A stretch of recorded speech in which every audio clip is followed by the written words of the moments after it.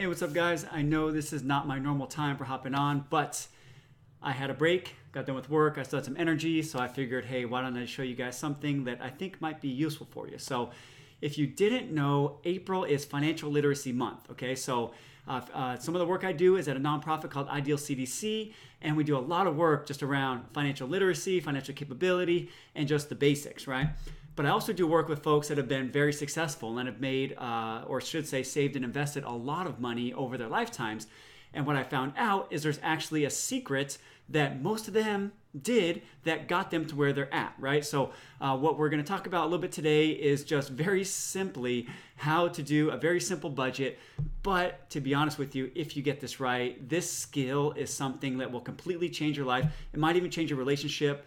Some of the folks we talk with on our coaching just say budgeting literally changed everything for them. So learning how to do it properly and really just working together, having a plan, and getting on the same page was something that just totally changed the way they manage their finances and the way they talk together, work together on a monthly basis. So that's what I want to talk to you about today. So for those of you that don't know me, I'll put my name down here so that you can see who I am.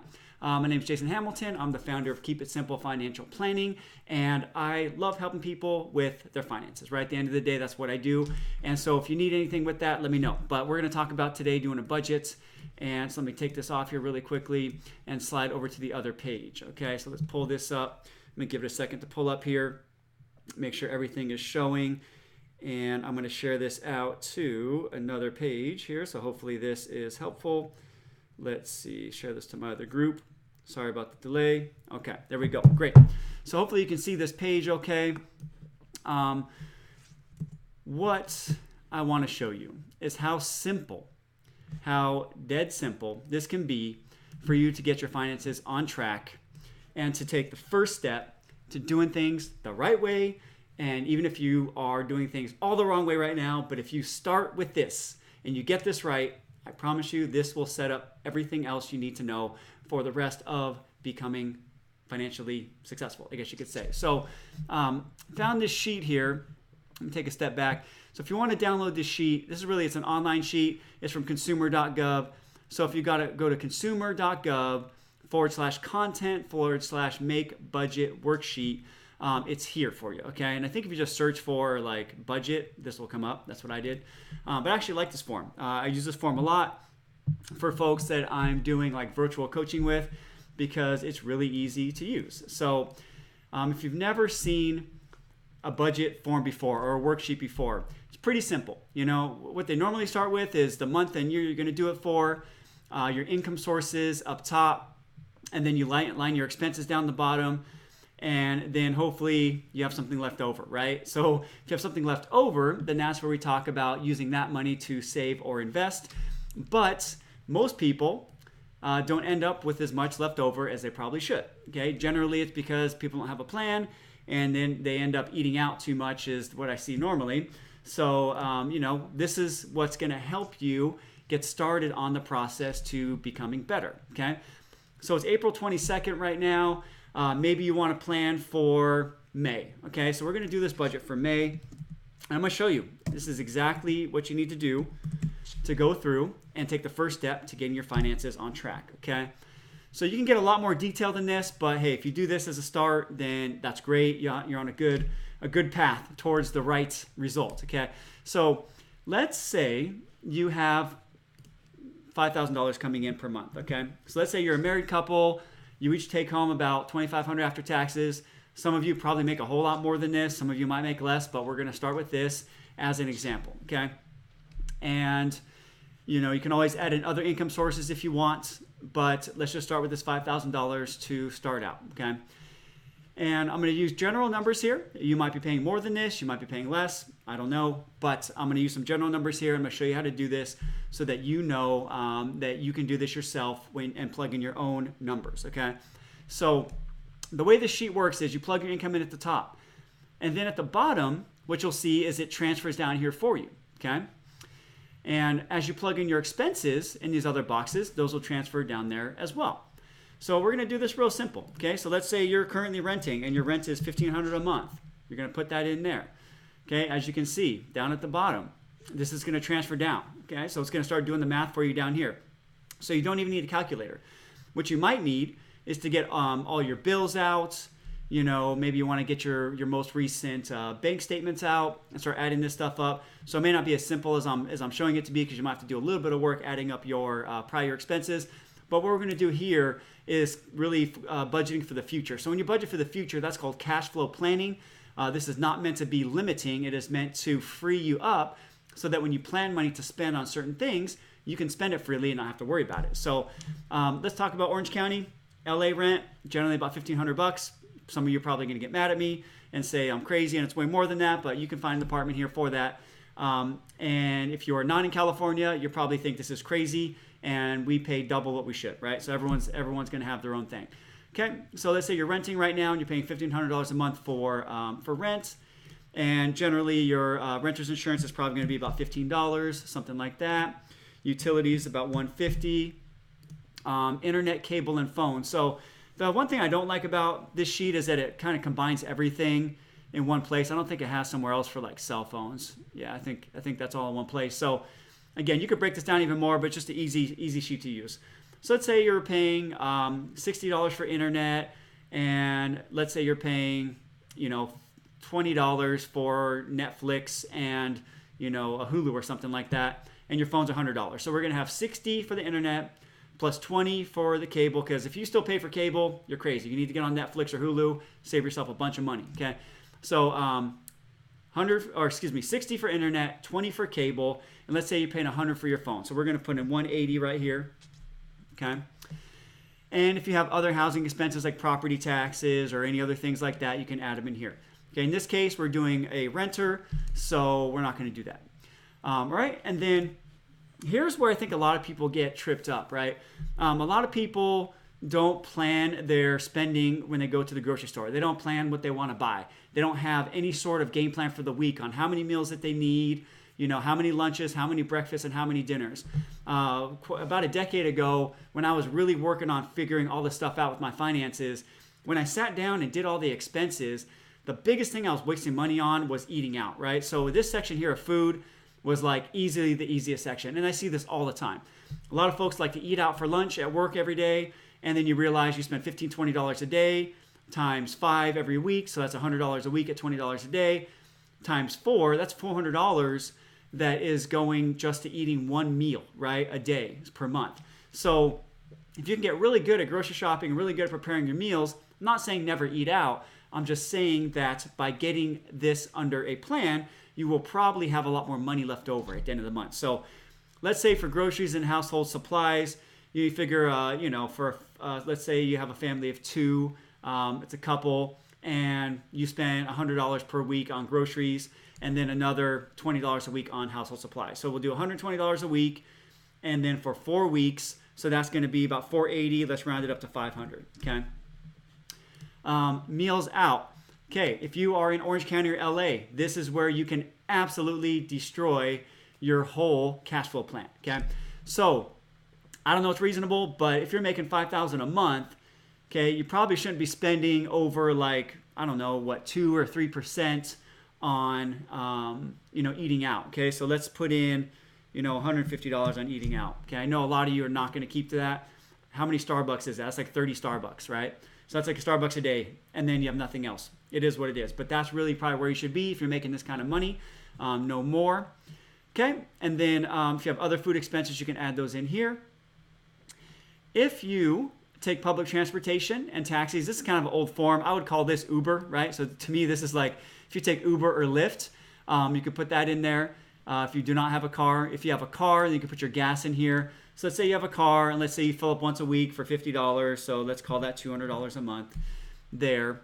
If you have parking and tolls that you pay, you'd pay there.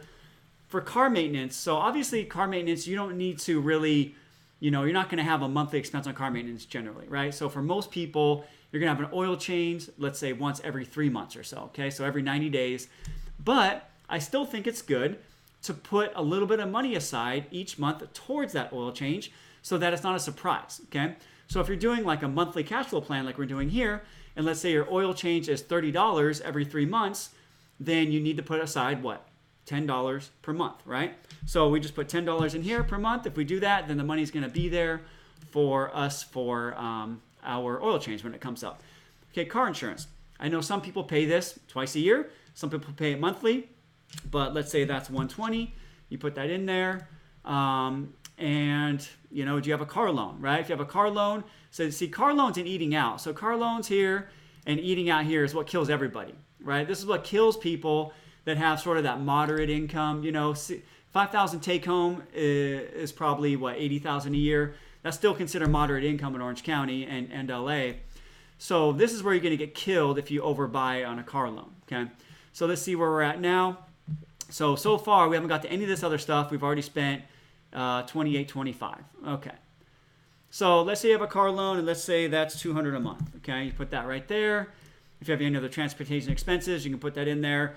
Something you might want to put in here is your registration, right? So let's say your registration is about $120 a year. You can throw another $10 in there per month. Okay.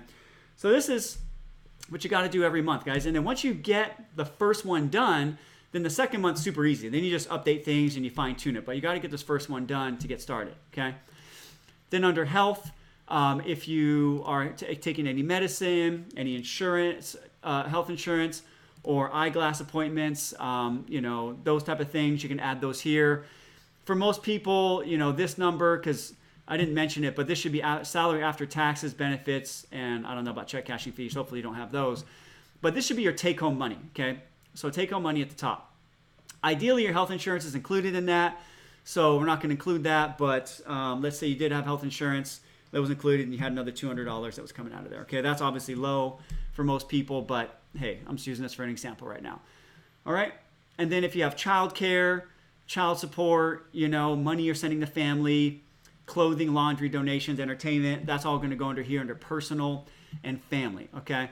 So I know a lot of people that send money to their family. So let's say you're sending, you know, $100 a month to your family. For me, for guys in general, I don't think we buy a lot of clothes and shoes. Some of you guys do, but you know, for me, I wear the same stuff forever. And so my clothes don't really go, you know, they don't really go bad. Most of the time I'm wearing a t-shirt and jeans. But for women, I know clothing and shoes is probably a big expense. And so you probably want to have a good category for this. But let's say you spend, you know, $100 on average, okay? For that. Laundry, if you go to a laundry mat, you're gonna have to pay for that. Let's throw in $20 a month for laundry. If you donate any money to, say, you know, your church or whatever you go, you know, some people say you pay 10% of a tithe. Again, I don't know what your donation is, but you'd put that right here, okay? All right, so entertainment. So entertainment's all the fun stuff you want to do, okay? So that includes going out to the movies, you know, theme parks, Disneyland, downtown Disney, whatever you guys like to do. That's where this category goes in here. So the reason I like this is because you can kind of see, okay, how much money you have left over and, you know, what you need to have for, you know, spending, right? So the bad thing about this sheet is it doesn't have a place for planned savings, right? So ideally I want you to have a place for that, but we'll talk about that in just a second. Okay, so on your entertainment category, let's say you're going to spend $100 a month going out and having fun. That's easy to do right there, okay? And then personal and family expenses like beauty care. Again, guys, hopefully you're not spending more than like $20 every couple weeks on your haircuts. For those of you that spend more, that's not cool if you're not saving money. If you're saving a bunch of money, great. Spend all the money you want on getting your eyebrows done. But for guys, you should be keeping that simple. For women, I know women tend to have a little bit more expense when it comes to other personal and family expenses. And if any of you want to tell me in the comments below a reasonable number for things like beauty care for women and enlighten me, that would be great. I have no idea. For me, I probably put like $40 a month here. But if someone else wants to yell at me in the comments, let me know. I'm happy to adjust that. Let's see here. Cool. I'm seeing a couple of you guys here. Hey, Mark, how's it going? Fred, how's it going? Good to see you. Billy, Judine. All right. So if you guys want to yell at me, great. Yell at me, but that's what I'm going to put. Hopefully not paying any fees for cashiers, checks, or money transfers, prepaid card or phone cards, bank or credit fees. This should all be like zero, okay? So onto the finance section. This is where I want you to put, if you're going to use this form, where you're going to save some money, okay? I want you to be saving at least 10% of everything you earn every single month. That should be for savings and investments. I know for some of you, that's crazy, But for in this case, we had a $5,000 take home. Right now we have $37.95 as our expenses, so we have about $1,200 left to allocate. Okay, so if you have this much left over, which maybe you do, maybe you don't, I want you to save about 10% of this money minimum. Okay, 15% or 20% is ideal. But if this is the first time you're doing a budget and the first time you're doing a cash flow plan, shooting for 10, I think, is a good goal. Even if you can get 5, that's something to save, to put aside. That's great.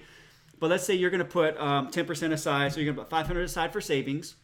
Okay. And, most likely you're not in school anymore at this point. You might have some student loans, credit cards, and other things like that. So let's say you have a credit card payment you need to pay. And by the way, you should never carry a balance on a credit card. That does not improve your credit score, by the way, carrying a balance. Paying it off to zero every month is the right way to do a credit card. So let's say you had $300 you rung up on a credit card. So we're going to put that there. And now we are left over with $400 in discretionary spending, all right? $400 in spending that we can use to do whatever we want. So a couple of ways you can think about it. If you've already hit your goal of 10%, maybe you want to try to raise that to 15% for this month. So in this case, again, this is just one case, guys. I know there might be other things that you have going on, and you might not be able to save this much, but I'm going to use this as an example. If you had $5,000 of income, then you should really be saving about $750 a month, okay? So let's bump that up to $750. So now we're hitting our 15% goal. Okay, now we have this extra $155 here that we can do whatever we want. So with this, now maybe you want to go back to a category and you want to spend this on eating out, for example. Okay, so we had $155 there. So we're going to make this $305 spending. Okay, so the idea is that you want your income to equal your expenses, including your saving. Okay, so you should have a net zero budget. This is called a zero-based budget. And if you do have money left over, then you want to allocate that somewhere. If you have debt, okay, like you have credit cards or something like that, then if you have extra money, that should be going on your credit cards, okay? Ideally, the first thing you'll do is you'll establish some sort of small emergency fund of some sort. So, like $1,000, is a good start, maybe a 1 month of expenses. So let's say your expenses for the month are like $2,000 or $3,000. Your first goal will be to get some money put aside for emergencies, okay? So at least $1,000, maybe $2,000 or $3,000 put aside. And then after that, then you want to start paying off all your credit cards and get those things done. Get those credit cards, student loans paid off, all this kind of stuff that is just debt. Maybe your car, if you have a car payment still, you want to get that paid off right away.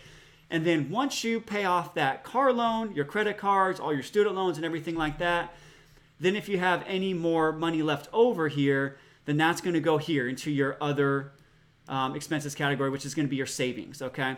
So this is where I want you to start saving and investing your money every single month. You'd be really surprised what it will do for you if you can save that. So this video, I just wanted to make it really quickly to share this with you. I'll put the link to this form in the comments if you want to use this form to help you get started. But from here, what you would do is you'd print this out, then you would really follow this, right, at the end of the day. You would take the money out of your account and you'd put it aside for gas, for groceries, for all these different things you need to have. And then you wouldn't spend anything additional, right? That would be the ideal situation. So if you have any questions about this, go ahead and put a comment down below. I'm happy to answer those for you later. Let me check the comments really quickly before I wrap up here. Is anything that I said unclear? And if it is, I'm happy to answer it for you. If not, then we can wrap up for today. But I appreciate you guys watching. I don't see any comments coming in or questions. Hopefully this inspired you to at least start and do your first budget today. Whether you're going into retirement, you've never done a budget before, or whether you're just starting out in your career, this is the place to start to really get control of your finances and really figure out, okay, how much money's coming in, how much is going out, and what should I be saving every month. And it'll help you realize that you're not saving enough probably, and that you probably should save a little bit more. So if you guys need any help, go ahead and reach out to me, leave a comment below. I appreciate you watching. And other than that, have a great evening. We'll talk to you soon. Bye-bye now.